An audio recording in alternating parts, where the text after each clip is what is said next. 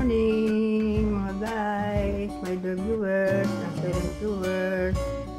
Ang ating pong cooking vlog for today ay kasaba suman po.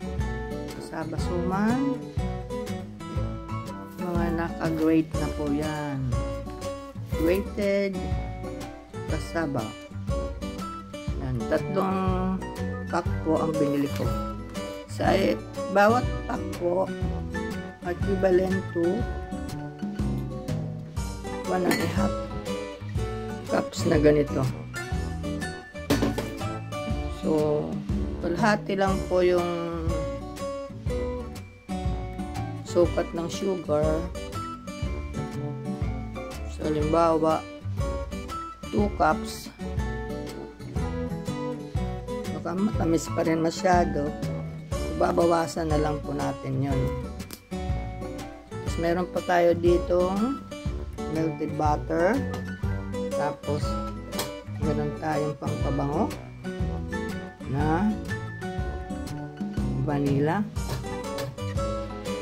meron tayong pampasarap, palinamnam na coconut cream, at saka ang ating pong gitna ng suman ay condensed milk instead na matamis na bao. Kasi wala po akong nakita no ako'y namili. Tapos meron na po tayo dito yung sugar, raw sugar pong gagamitin natin. Yan, raw sugar.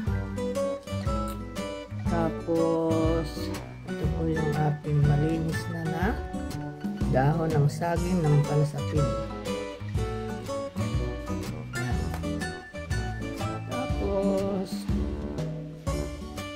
Kalimutan ko po ang aking dinikdik na sinapasok ko pa po sa freezer, sa fridge.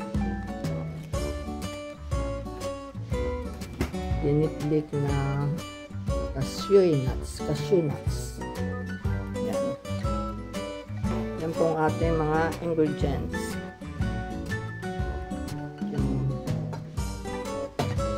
Butter para hindi po siya dumikit sa dahon, at the same time pampadagdag din po ng masarap na lasa.